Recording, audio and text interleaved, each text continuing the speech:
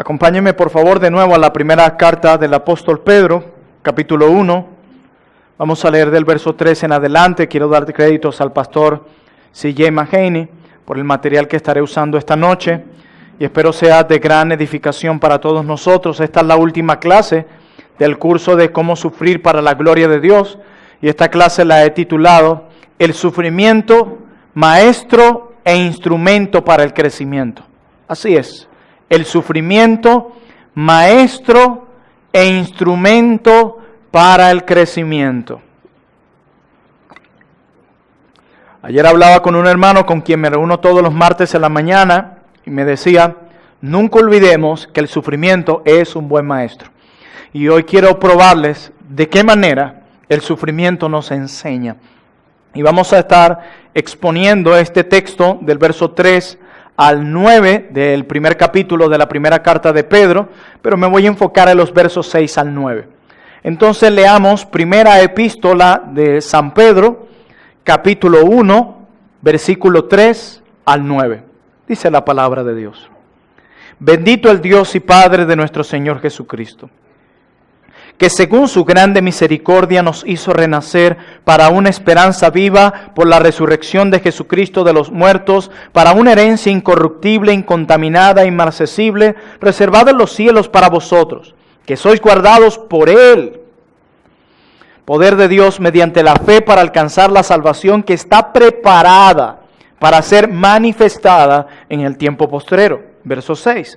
En lo cual vosotros os alegráis, aunque ahora por un poco de tiempo, si es necesario, tengáis que ser afligidos en diversas pruebas, para que sometida a prueba vuestra fe, mucho más preciosa que el oro, el cual aunque perecedero se prueba con fuego, sea hallada en alabanza, gloria y honra, cuando sea manifestado Jesucristo, a quien amáis sin haberle visto, en quien creyendo, aún ahora no lo veáis, os alegráis con gozo inefable y glorioso, obteniendo el fin de vuestra fe, que es la salvación de vuestras almas. Amén. Hay una pregunta que nosotros podemos hacernos al hablar del sufrimiento y que lo hemos dicho en varias clases. Hemos dicho que es necesario gozarse en medio del dolor, que es necesario alegrarse en medio del dolor. Y en una de mis clases acerca del Salmo 90, yo les decía que ni siquiera el sufrimiento más grande debe ni puede robarte la alegría que has hallado en el Señor. Y la pregunta que nosotros podemos hacernos esta noche al escuchar eso, a modo de resumen, es ¿cómo es posible que nosotros podamos estar siendo afligidos, pero al mismo tiempo podamos regocijarnos? ¿No es eso una paradoja?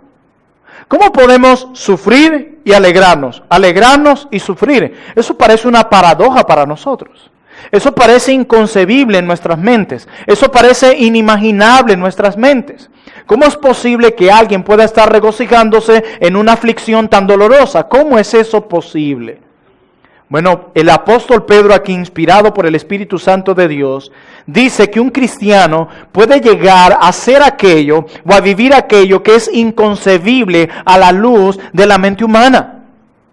El apóstol Pedro está describiendo aquí que un verdadero creyente en quien mora el Espíritu Santo, que ha sido salvado por la gracia de nuestro Dios, dice que el creyente puede hacer y vivir aquello que es inimaginable. Esto no por sus propias fuerzas. Esto no es por sus propios méritos. Esto es únicamente porque la tercera persona de la Trinidad mora dentro de él. Esto es únicamente porque él o ella es una hija de Dios y se le ha concedido el poder y la gracia para vivir y practicar aquello que es inimaginable. Nosotros podemos gozarnos en esa aflicción dolorosa porque sabemos que hay un propósito detrás de ella. Esta semana leí un comentario de un hermano que él decía que él se ha trazado en cada dolor recordar las palabras de Job. No atribuyó a Dios despropósito alguno. No atribuyó a Dios despropósito alguno. Y eso es algo que tú y yo como cristianos debemos pensarlo siempre. No podemos atribuir a Dios despropósito alguno, como si nuestro Dios fuera un Dios de despropósito. No, nuestro Dios es un Dios de propósito. Y aunque muchos han usado esta frase ligeramente y sin entender la profundidad de la misma, al solo decir, bueno, Dios tiene un propósito, bueno, el tiempo de Dios es perfecto, aunque muchos expresan eso sin entender la profundidad de esas palabras, eso es real a la luz de la Biblia. Nosotros, amados hermanos, podemos apreciar en medio del dolor la mano invisible de Dios obrando para nuestro bien y para su gloria. Y todo esto por medio de la fe. Y empecemos a ver los detalles de estos versículos. Miren cómo empieza el verso 6 de Primera de Pedro, capítulo 1. En lo cual vosotros os alegráis. ¿Vieron eso? La pregunta es, ¿en qué se alegraban estos hermanos? ¿Qué era lo que producía alegría en ellos?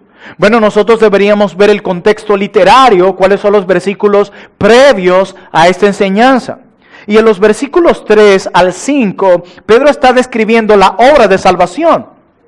Pedro está diciendo en el 3, bendito el Dios y Padre de nuestro Señor Jesucristo, que según su misericordia nos hizo renacer, hablando de la salvación, para una esperanza viva por la resurrección de Jesucristo de los muertos, para una herencia incorruptible. Dice que nos salvó para una herencia incorruptible, incontaminada e inmarcesible, reservada en los cielos para nosotros. Y dice el 5, ustedes que son guardados por el poder de Dios mediante la fe, para alcanzar la salvación que está preparada para ser manifestada en el tiempo postrero, en eso ustedes se alegran.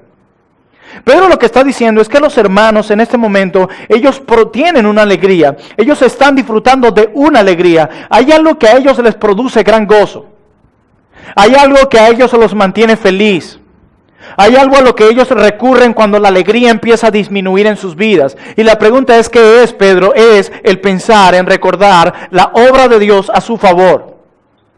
En pocas palabras, el Evangelio. El Evangelio sostiene a la iglesia. El Evangelio fortalece a la iglesia. El Evangelio puede traer alegría a la vida de un cristiano en los tiempos de mayor dificultad. El Evangelio puede eliminar la culpa de la conciencia de un creyente. Es el Evangelio y solo el Evangelio. Y el apóstol Pedro le dice, hermanos míos, ustedes se alegran en el Evangelio. Ustedes se alegran en la obra de Cristo a su favor. Ustedes se alegran en la herencia que Él compró para ustedes. Ustedes se alegran en saber que por medio de la salvación Dios ha prometido guardarlos para siempre, como vimos el domingo en la predicación de mi pastor Rubén. Ellos se alegran en lo que Pedro ha expuesto en los versos 3 al 6. Ellos se alegran en la salvación. Es allí la fuente de alegría de estos hermanos. Y es interesante lo que Pedro hace aquí, cuando les dice, ustedes se alegran en la salvación, porque Pedro pretende alejarlos por un momento de las circunstancias en las que estos hermanos se encuentran y los lleva a considerar la gracia de Dios en el nuevo nacimiento. Pedro les dice, yo sé que ustedes están sufriendo, como lo vamos a ver ahorita. Los hermanos de esta iglesia están sufriendo, pero Pedro en un momento los saca de ese sufrimiento en el que ellos se encuentran y los quiere llevar a pensar, los quiere alejar de esas circunstancias para que piensen en la obra poderosa de Cristo a su favor y de los regalos maravillosos que han alcanzado por medio de la salvación, por medio del nuevo nacimiento. En su gracia Dios no solo nos concede esta herencia, dice el verso 4. Dice que Dios nos salvó para una herencia incorruptible, incontaminada e inmarcesible. O sea que Dios por medio de Cristo nos concede una herencia. Somos herederos en Cristo. Pero también no solo Dios por medio de esa obra nos concede esa herencia, sino que nos guarda para que un día tú y yo podamos disfrutar de esa herencia. Él no solamente nos ha concedido esa herencia, sino que Él no va a dejar que tú te pierdas para que la disfrutes. Él no va a permitir eso. Él va a guardarte para que disfrutes esa herencia que Él compró para ti. Dice que es una herencia que ha sido reservada para nosotros, dice el texto, y que ha sido guardada para ti si eres cristiano. Pero no solo Dios ha guardado esta herencia para nosotros, sino que nos está guardando a nosotros para que disfrutemos esta herencia. Miren el verso 5. Que sois guardados por el poder de Dios mediante la fe para alcanzar la salvación que está preparada para ser manifestada en el tiempo postrero. Estamos estudiando primera carta de Pedro, capítulo 1, versículo 5. Primera de Pedro, capítulo 1, verso 5. Entonces Pedro les dice, mira, amados hermanos, ustedes Han recibido una herencia. Yo no sé ustedes si en algún momento han pensado esto. De repente no muchos nosotros, porque muchos de nuestros antepasados son un poco pobres, de escasos recursos. Y sería difícil pensar que tal tío o tal abuelo nos vaya a dejar una herencia. Eso es un poco difícil. Pero supongamos que sí aparezca alguien. Yo dice, mira Plinio, tú tienes un tío muy rico, pero muy rico. Sí, claro que sí. Lo que pasa es que tú nunca lo conociste. Y él te ha dejado una herencia. ¡Wow! Inmediatamente tú empiezas a pensar. Eso sí, tú tienes que esperarte un poco de tiempo para disfrutar de ella. ¡Wow! Pero son muchas cosas. Inmediatamente ya la idea de herencia, de recibir un regalo, ya te impacta. Pero, ¿qué es lo que te ha permitido recibir esa herencia? Hay un mérito. ¿Cuál? El hecho de ser familiar de ese tío o abuelo. Pero nosotros aquí hemos recibido una herencia de parte de Dios sin ser nada. Éramos enemigos de Dios, vinimos a ser hijos por medio de la obra de Cristo. Y dice que Dios nos ha concedido una herencia. Pero ya va. Y si me pasa algo en el camino, si me pierdo en el camino, si me desvío en el camino, yo no voy a poder disfrutar de esa herencia. Y Pedro dice, ya va, no te alteres. Dios se va a encargar, así como se encargó de enviar a su Hijo para concederte esta herencia y la salvación de tu alma, Dios mismo en el poder del Espíritu Santo te guardará hasta el final para que disfrutes de esa herencia. Seguridad por todos lados. La salvación es seguridad. Cristo vino a comprar seguridad para ti, seguridad para ti, seguridad para ti. Eso ha hecho Él. Por eso es que siempre en sus brazos podemos estar seguros. Siempre, amén. Pero Pedro hace aquí, sin duda alguna, un cambio interesante, un cambio sumamente fuerte. Pero Pedro nos dice que todo esto ha sido asegurado y garantizado por la resurrección de Jesucristo. Y por causa de todo esto, la única respuesta apropiada es regocijarte. Pedro dice, después de saber que Cristo te salvó, que te concedió una herencia y que te guardará hasta el final para que disfrutes esa herencia, él dice, en esto vosotros os alegráis. ¿Sabe por qué? Porque la respuesta más lógica ante esa verdad es alegría. De hecho, si usted se pregunta, ¿por qué cantamos? ¿Por qué nos paramos cada miércoles y cada domingo y tú ves a esas hermanas, esos hermanos cantando a viva voz, alabando a Dios a viva voz, emocionados a viva voz, cantando a su Dios? La razón, hermanos, es esta. Porque hemos sido salvados, porque las cadenas del pecado han sido rotas, porque se nos ha concedido una herencia por medio de Cristo, porque se nos han perdonado todos nuestros pecados y porque Dios nos guardará hasta el final para que disfrutemos de esa herencia y nunca nos perderemos. Por esa razón nos paramos y cantamos, te exaltaré mi Dios, mi Rey, y bendeciré tu nombre para siempre. Es por eso, esta es la razón. Solo estamos respondiendo de manera apropiada al Evangelio. Eso es lo que estamos haciendo. Cada domingo que estamos aquí, ¿y acuerdan que yo les decía hace unos domingos, qué te motiva a levantarte temprano el domingo a estar aquí? Es esto, estamos respondiendo solo apropiadamente al Evangelio. Gratitud, alegría, regocijo. Como dice Pedro, en lo cual os alegráis, en lo cual os alegráis. La alegría es la respuesta apropiada ante lo que Dios ha hecho en los versículos 3 al 5. Esa es la respuesta apropiada, alegría. Pero cuando llegamos al verso 6, nosotros vemos un cambio abrupto, un cambio fuerte, acá, tanto en el contenido como en el tono de lo que Pedro está hablando. Pedro hace una transición entre la manera que deben celebrar y su aflicción. Es interesante esto, hermanos, y quiero que veamos con mucho detenimiento este versículo, porque este versículo puede servirte de refugio y esperanza en medio del dolor. Verso 6. En lo cual vosotros os alegráis, aunque ahora por un poco de tiempo, si es necesario, tengáis que ser afligidos en diversas pruebas. ¿Ven el cambio abrupto? Pasa de la alegría a la aflicción que ellos están experimentando. Aquí se nos revela de hecho la razón por la cual se escribió esta carta. Yo quiero decirle a cada uno de ustedes, cuando lean un libro de la Biblia, siempre estén claros cuál es el tema de esa carta, cuál es el tema de ese libro, porque eso les va a permitir entender cada capítulo y cada versículo que está allí. A veces nosotros no queremos leer ciertos versículos porque yo no entiendo esto. Por eso es importante entender el tema central de cada carta, de cada libro, y luego que entiendes el tema, a qué se escribió, con qué propósito, vas a entender por qué cada capítulo y cada versículo está allí. Así que este versículo que yo les leí del 6 al 9 empieza a decirnos la razón por la cual se escribió esta carta.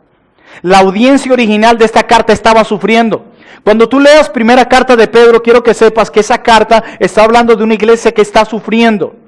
Ellos estaban sufriendo por causa de su fe. Ellos estaban sufriendo por el evangelio. Estos hermanos a quienes escribe Pedro en esta primera carta estaban siendo perseguidos en esta cultura grecorromana porque se estaban identificando con Jesucristo. Ahora mismo tú no pierdes la vida, por lo menos aquí en nuestro país, por identificarte con Cristo. Pero en aquel momento identificarse con Cristo, como sucede en muchos países en la actualidad, significa la muerte, significa perder la vida. Eso necesitas tú entenderlo. Estos hermanos estaban sufriendo esto. Ellos estaban siendo maltratados por causa de la proclamación del evangelio y por su compromiso con las demandas éticas del evangelio. El sufrimiento era doloroso. Lo que ellos estaban experimentando era doloroso.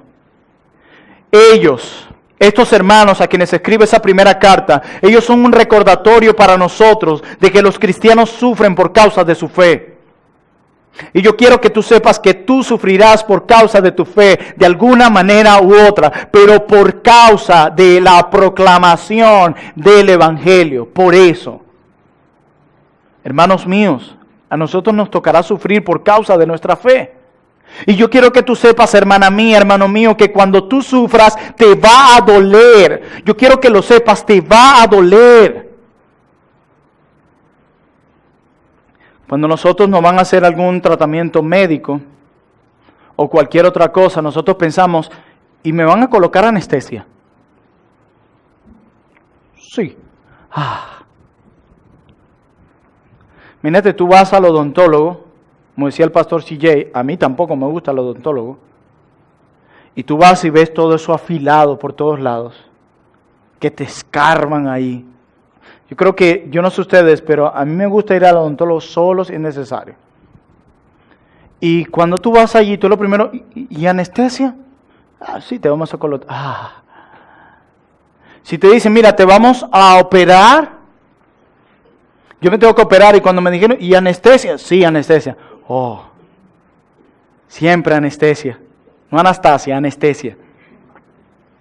¿Y saben por qué siempre preguntamos por la anestesia? Porque queremos una experiencia sin dolor. No nos gusta el dolor. A mí tampoco me gusta el dolor. Yo no sé si hay alguien que puede decir, a mí sí.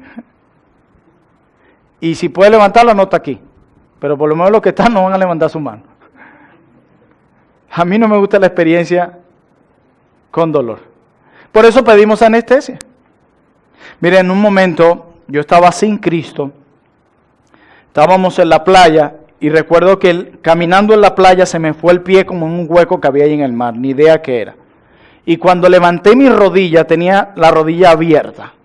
Aquí, toda mi carne así abierta. Y mi pierna no se veía de tanta sangre. Me sacan de la isla donde estaba en una ambulancia y me dice, hay que agarrarte puntos, mínimo 10, 12 puntos. Y yo lo primero que le dije a la doctora, ¿hay anestesia? Sí, te vamos a colocar anestesia. Pero resulta que yo estaba, y lo digo con vergüenza, bajo los efectos del alcohol, con mucho alcohol en mis venas, y la anestesia nunca agarró. Yo sentí cada punto, así, completito. ¿Por qué? Porque no queremos una experiencia con dolor. Anhelamos por eso anestesia, no nos gusta el dolor. Es más, yo te voy a asegurar que tú vas a correr de ese lugar donde esté experimentando dolor. No lo quieres. Y déjame darte un dato. Los cristianos experimentan dolor. ¿Escuchaste eso? A menos que te creas el super cristiano. Tú no vas a un hospital y dices, bueno, yo me tengo que operar de la rodilla, pero mire, yo soy cristiano, no me coloquen anestesia porque yo como soy cristiano no siento dolor. No vas diciendo eso, ¿verdad? Todos experimentamos dolor, todos. Hermanos, ser cristiano no evita que sufras. No compres esa idea de muchos televangelistas que te dicen que vengas a Cristo y todos tus problemas te serán solucionados. Y esto es para ustedes como para los hermanos que nos escuchan por internet. Todos vamos a sufrir. Ser cristiano no evita que sientas dolor mientras estás sufriendo. Yo quiero que tú lo sepas. Los cristianos experimentamos dolor. Y te doy un dato. No existe anestesia espiritual. No existe. No existe. De hecho, de seguro, algunos de ustedes aquí están pasando por una gran tribulación hoy. Tal vez la persona que está a tu lado está pasando por una gran tribulación. Tal vez la persona que está detrás de ti está pasando por una gran tribulación. O quizás tú mismo, tú misma, ahora mismo estás pasando por una gran tribulación. Hermanos, nadie está exento del dolor. Nadie. Cristo nos dijo, en el mundo tendréis aflicción, pero confiad porque yo he vencido al mundo. Recuerden, como vimos en una clase, la Biblia es realista. La Biblia no va a mentirnos acerca del sufrimiento. Pero yo quiero decirles que aunque podemos regocijarnos en el sufrimiento, esto no elimina el dolor que normalmente acompaña a la aflicción. ¿Escuchaste eso? Yo quiero decirles que aunque podemos regocijarnos en el sufrimiento, esto no elimina el dolor que normalmente acompaña a la aflicción. Los cristianos van a sufrir y cuando sufran les va a doler. Los cristianos se regocijan en la aflicción, amén. Eso enseña la Biblia. Debemos regocijarnos en la aflicción, pero nuestro gozo no elimina el dolor del sufrimiento, entiéndalo. Hay algunas lágrimas que solo el Señor Jesucristo podrá quitar de nuestros rostros en el último día. Hay unas lágrimas que nada en este mundo podrá secar. Solo Cristo en su segunda venida. Y tú tienes que estar consciente de eso. Así que no queremos que ninguna persona aquí piense que es una señal de inmadurez espiritual estar dolido, o que es una señal de inmadurez espiritual el estar sufriendo. No. Eso no es ninguna señal de inmadurez. Aún los creyentes más maduros, en medio de la prueba y en medio de regocijarse en la prueba, sentirán dolor, llorarán. Si tú miras el rostro, decía el pastor CJ, de un cristiano maduro, tú también encontrarás esas líneas de sufrimiento. Las encontrarás. Hermanos, luego de Pedro recordarles la realidad del sufrimiento, porque se lo recuerda en el 6, en lo cual vosotros os alegráis, aunque ahora por un poco de tiempo, si es necesario, tengáis que ser afligidos por diversas pruebas. Pedro no intenta mentirles. Pedro les recuerda que los cristianos, aun cuando se regocijan en la prueba, sentirán dolor. Hay una realidad acerca del dolor. Te va a doler, mi hermana, mi hermano, mientras sufres. Y esa es una realidad que tú y yo no podemos olvidar. Pero luego de Pedro presentarles esta realidad del sufrimiento en el verso 6, Pedro de manera sabia alienta sus corazones. Y a partir del verso 7, Pedro en su primera carta, capítulo 1, alienta el corazón de estos hermanos que sufren, enseñándoles que hay un propósito divino para su sufrimiento. De esa manera es como Pedro les alienta, y de esa manera es como yo pretendo alentarte hoy. Y Pedro lo hace enseñándoles que Dios está obrando aún en su sufrimiento. Y esto se hace necesario, hermanos, porque la audiencia original a la que escribe Pedro, que está siendo perseguida por su fe, se están preguntando, ¿por qué esto nos está pasando? ¿Por qué estamos sufriendo por causa de nuestra fe? No hemos hecho nada malo. Estamos proclamando las buenas nuevas de salvación. ¿Por qué tenemos que sufrir? ¿Por qué esto es tan doloroso? Y Pedro les explica el porqué y de esa manera fortalece su alma. Pedro empieza a enseñarles que el sufrimiento es el maestro y el instrumento para su crecimiento. Pedro lo hace mostrándole cuál es el buen propósito de esas aflicciones. Pedro quiere que sus lectores originales perciban la mano invisible de Dios en medio del sufrimiento. Pedro no quiere que ellos estén conscientes de su dolor nada más, que ellos mediten en el dolor nada más, hablar desde la realidad del dolor nada más. Pedro no quiere quedarse solamente, bueno, sí, en este mundo está caído, sí, en este mundo vamos a sufrir, sí, en este mundo impera el dolor. No, Pedro no quiere quedarse allí, y por eso tú y yo como cristianos no podemos quedarnos allí. Nada más en reconocer que vivimos en un mundo caído y que sufriremos y que sufriremos y que sufriremos. No, no te quedes ahí. Pedro quiere llevarlos más allá. Versos 6 al 7, vamos a leer el 7. De primera de Pedro capítulo 1 dice, ¿para qué? Subrayen esa palabra, ¿para qué? ¿Para qué? ¿Para qué? ¿Para qué? Él está diciendo, ustedes van a sufrir por un poco de tiempo, van a ser afligidos por diversas pruebas. Verso 7, para que, sometida a prueba vuestra fe, mucho más preciosa que el oro, el cual aunque perecedero se prueba con fuego, sea hallada en alabanza, gloria y honra cuando sea manifestado Jesucristo. Hermanos, Pedro destaca que detrás de las pruebas existe un propósito divino. Esto debe cambiar la forma en la que vivimos. Esta percepción debe cambiar tu forma de ver el sufrimiento que estás experimentando hoy y que vas a experimentar mañana. Escuchen bien esto. No existe un sufrimiento sin sentido para el cristiano, dijo C.J.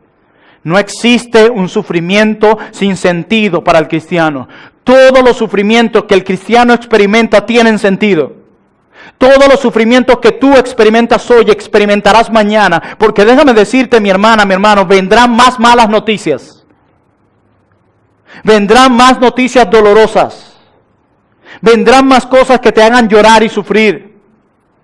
Pero ningún sufrimiento para el cristiano deja de tener sentido. Todo tiene sentido.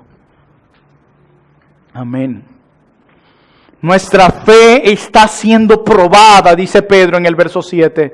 Nuestra fe se está fortaleciendo. Nuestra fe irá creciendo, dice Pedro. Pero solo si respondemos correctamente ante el sufrimiento. ¿Escuchaste eso? Tu fe solo va a crecer. Tu fe solo se va a fortalecer si respondes bien ante el dolor. Si tú eres un cristiano, una cristiana que cuando llega el dolor a tu puerta, respondes mal ante ese sufrimiento, tu fe ni se va a fortalecer ni va a crecer. Eso es importante. Porque a veces decimos, bueno, Dios quiere fortalecer mi fe, pero no actuamos correctamente ante el dolor. Solo se queda en palabras. Si no actuamos bíblicamente cuando el sufrimiento llega a tu vida, cuando la escasez llega a tu vida, cuando el dolor llega a tu vida, cuando la enfermedad llega a tu vida, cuando la muerte llega a tu vida, si no respondes bíblicamente, tu fe ni va a crecer ni se va a fortalecer. ¿Lo entendiste? Será la misma allí toda la vida. Y Pedro les está animando a sus hermanos a que vean un poco más allá de las circunstancias, a que el problema no sea su meditación, a que no se enfoquen solo en el problema. Él quiere que vean más allá del problema. Y Pedro quiere que ellos vean la mano de Dios obrando en sus vidas y no simplemente la hostilidad del hombre. Estos hermanos deben ver el propósito de Dios para su fe y no simplemente estar preocupados por el dolor. Pedro quiere, vean más allá, no sean de vista corta, vean más allá. Hermanos, un cristiano debe percibir que hay otra mano involucrada en su tribulación. ¿Escucharon eso? Ver esa mano invisible de Dios obrando en su tribulación. Un cristiano debe percibir esa mano invisible obrando en su vida. Debes verla con fe. Y Pedro asemeja la purificación de nuestra fe con la purificación del oro. Él dice, para que sometida a prueba vuestra fe, mucho más preciosa que el oro, el cual perecedero se prueba con fuego. Él asemeja la purificación de nuestra fe con la purificación del oro. Y Pedro dice algo, hablando de vuestra fe, dice, mucho más preciosa que el oro. Pedro enseña que nuestra fe es aún más valiosa que el oro. Y el oro es una moneda que se considera muy valiosa para el hombre. Y a pesar de lo valiosa que se considera esta moneda para el hombre, Pedro dice, aún la fe es más valiosa que el oro.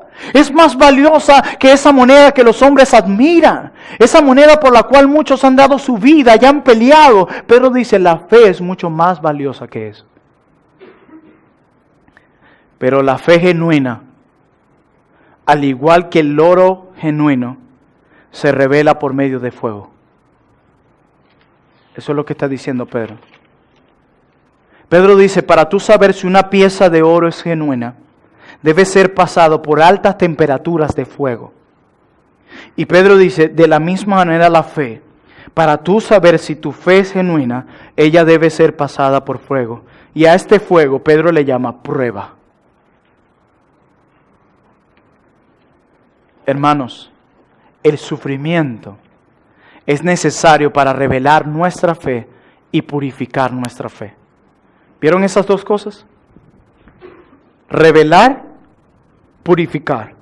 Revelar, purificar. Sufrimiento es necesario para revelar nuestra fe, de qué está hecha nuestra fe, y para purificar nuestra fe. De hecho, el sufrimiento revela qué tan genuina es nuestra fe. El sufrimiento mostrará si tu fe es una fe real o si tu fe es una fe de mentira. Eso hará el sufrimiento. Por eso debemos dar aún gloria a Dios por el sufrimiento. La persecución en esta iglesia en aquel tiempo estaba reflejando quiénes eran verdaderos cristianos y quiénes no. Y eso pasa en la vida de todos aquellos que se congregan cada domingo en una iglesia. Cuando la prueba viene a sus vidas, se evidencia, se revela si esa fe es realmente de verdad o era de mentira. Hermanos, nuestra fe es purificada de manera similar como ocurre con el oro. ¿Qué hace el fuego con el oro? Quita las impurezas que hay en el oro. ¿Escucharon eso? El fuego quita las impurezas del oro. Y las tribulaciones quitan las impurezas del corazón. Porque acuérdense que Pedro está conectando cómo se prueba el oro, cómo se prueba la fe. Pero, ¿qué hace el fuego cuando empieza a tratar con el oro? ¿Destruye al oro? No.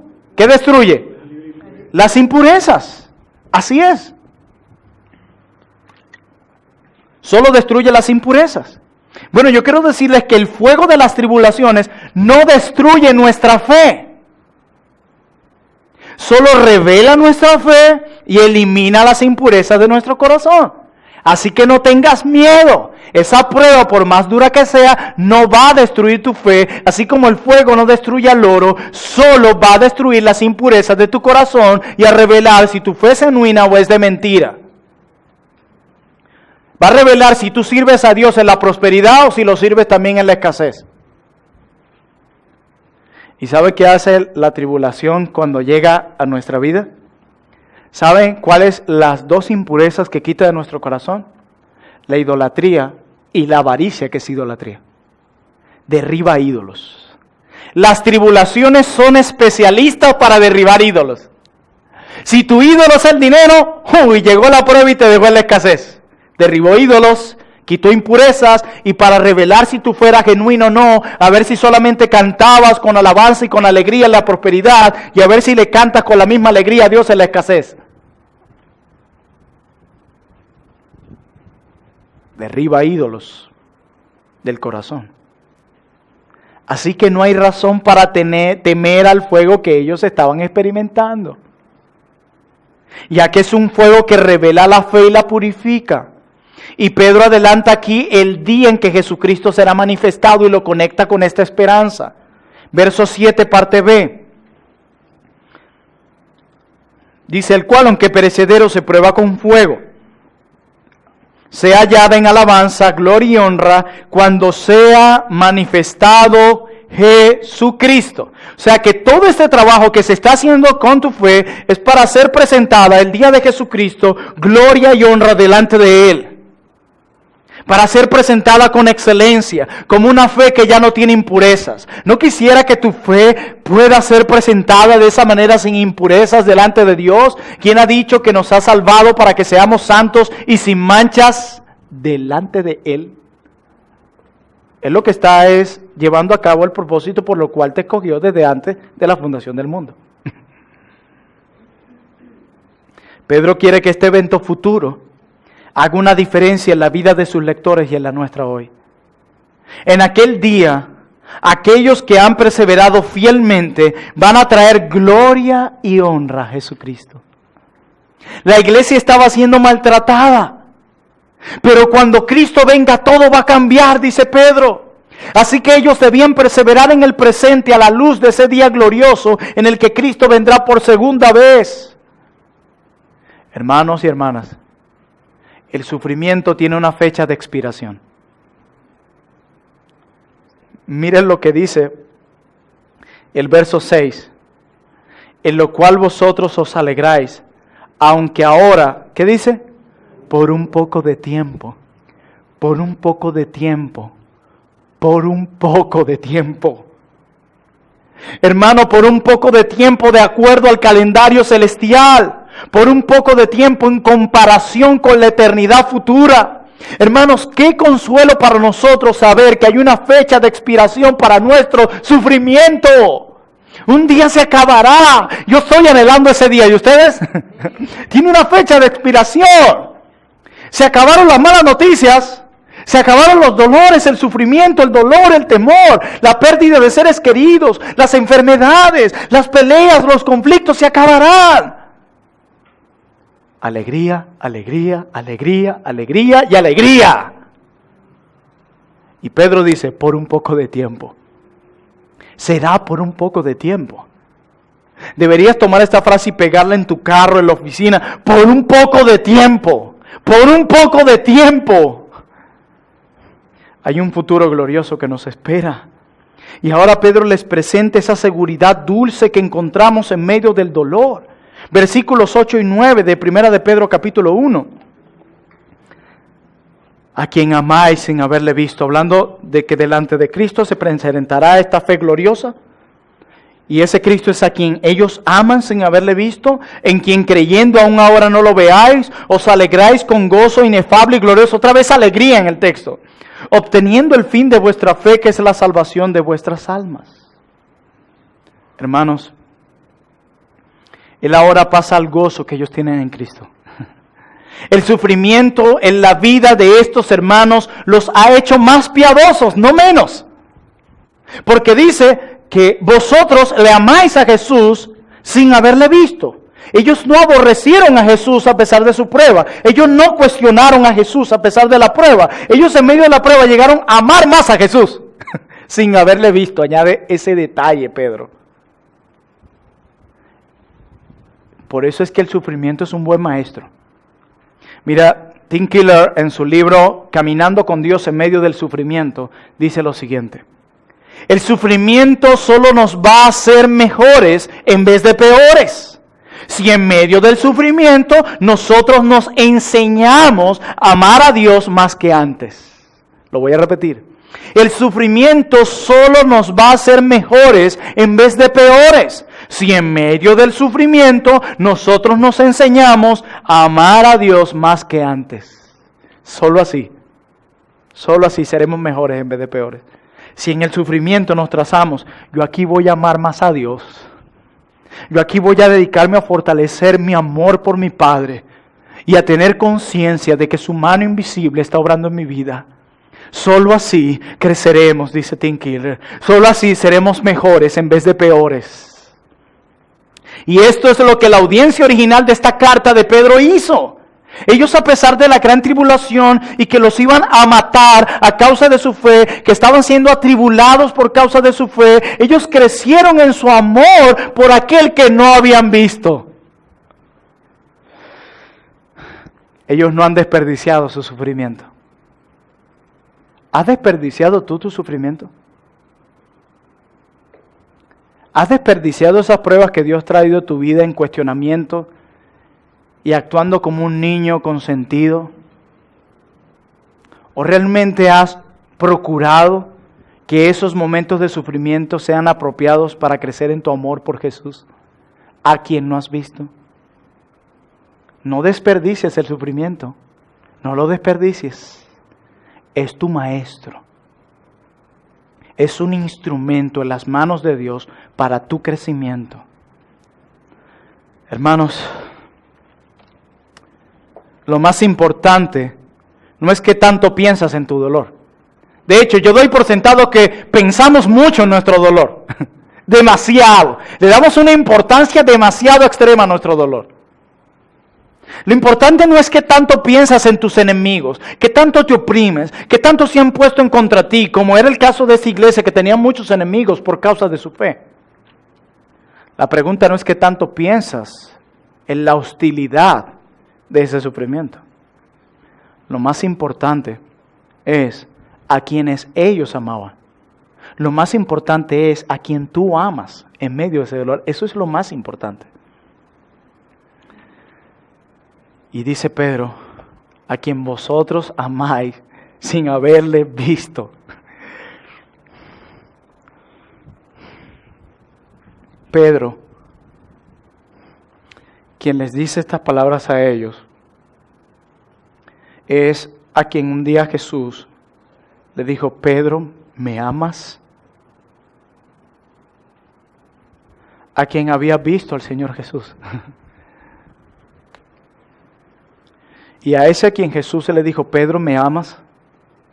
Les está diciendo a estos lectores, ustedes lo aman, sin haberle visto. El hecho de que ellos no habían tenido contacto físico con Jesús no los ponía en una desventaja. El hecho de que ellos no habían estado con Jesús en la tierra no los ponía en desventaja en poder conocer a Jesús y en poder amar a Jesús. No los ponía en desventaja. Tampoco te pone a ti ni a mí en desventaja. Si no anduviste en esta tierra con Jesús, quiero decirte que no te pone en desventaja.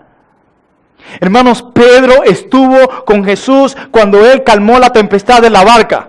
Cara a cara, anduvo con Él. Pedro fue el que le dijo, tú eres el Cristo, el Hijo de Dios. Pedro estuvo con Jesús en la transfiguración. Pedro estuvo con Jesús en el Getsemaní. Pedro estuvo frente a Jesús luego de la resurrección. Pero Pedro está consciente de que no había sido su observación física con Jesús o su interacción personal con Jesús lo que explicaba su amor por Jesús. Pedro quiere decir, ya va.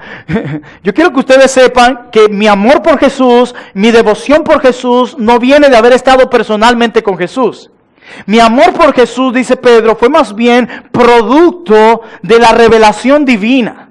Más bien mi amor por Jesús, dice Pedro, fue producto de la obra del Espíritu Santo, del nuevo nacimiento.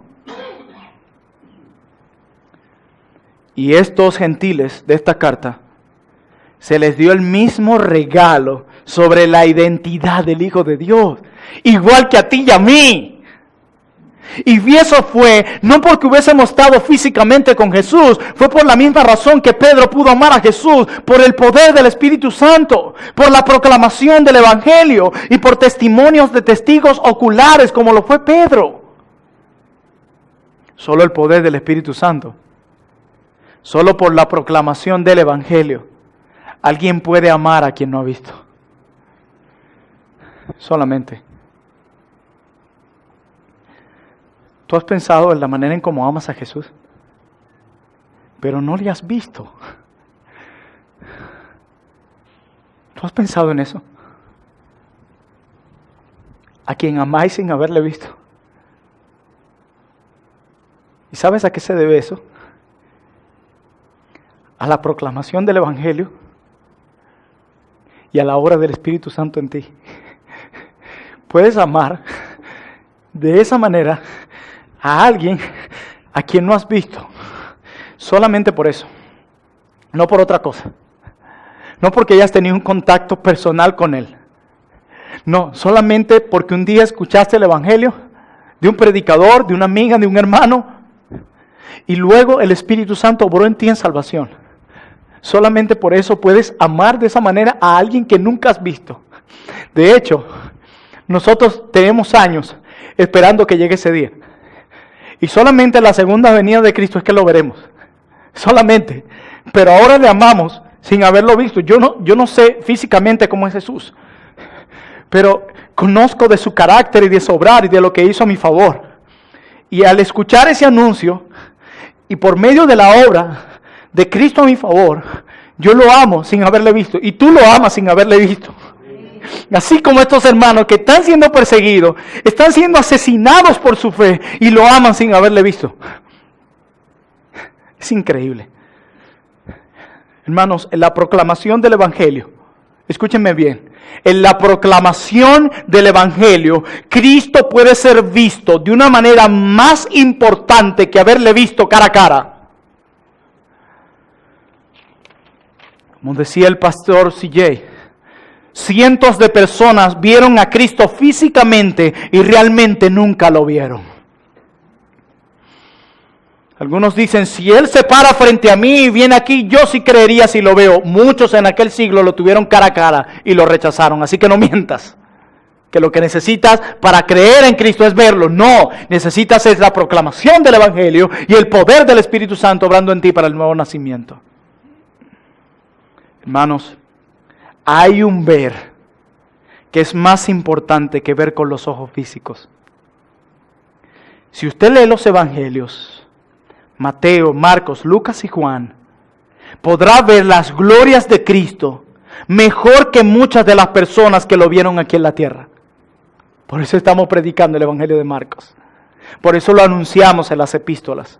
Por eso lo anunciamos cuando proclamamos el Antiguo Testamento. Y decía el pastor CJ, el Evangelio es mejor que estar allí. Increíble. Qué bien estar de este lado del Evangelio. El gozo de estos hermanos es un gozo celestial, es un gozo en Cristo. Y esto ellos lo descubrieron. ¿Saben dónde descubrieron este amor tan apasionado por Cristo? Lo descubrieron en medio del fuego de prueba. Esto lo descubrieron en medio del sufrimiento. ¿Ven que el sufrimiento es un maestro y un gran instrumento para tu santificación, para tu crecimiento? Y de nuevo Pedro llama nuestra atención sobre eventos futuros. Verso 9. Obteniendo el fin de vuestra fe, que es la salvación de vuestras almas. Esa obra completa. Acuérdense que la salvación no es solamente la justificación, es la santificación y la glorificación. Y Cristo la llevará a cabo completa. Tú y yo podemos estar seguros que llegaremos al final. Como predicaba mi pastor el domingo. No tengas temor, claro que llegarás hasta el final. Porque Él te guardará en su poder. Claro que llegarás al cielo, claro que le verás, claro que estarás allí. Si te has aferrado a Cristo por medio del arrepentimiento y la fe. Hermanos, y esto que leímos nos recuerda por qué le amamos a Él. Él es el Salvador de nuestras almas. Esto nos muestra lo que el sufrimiento de Cristo trae a nuestro sufrimiento. Nuestro sufrimiento es breve, hermanos, es breve, por un poco de tiempo. El sufrimiento revela qué tan genuina es nuestra fe y purifica nuestra fe. Y por causa del sacrificio sustituto en la cruz de Cristo por nuestros pecados, el único fuego que tú y yo experimentaremos es ese fuego refinador de nuestro Padre Celestial para nuestro bien y para su gloria. Debido a la obra perfecta de Cristo, el único fuego que tú experimentarás es este que revelará y purificará tu fe, debido al sacrificio de Cristo. Aquellos que pasan esta prueba de fuego en esta vida son aquellos que han sido rescatados de ese fuego del infierno. ¿Ves de qué fuego te ha librado Dios? De ese fuego doloroso y eterno como castigo por tu maldad y la mía. De ese fuego te libró.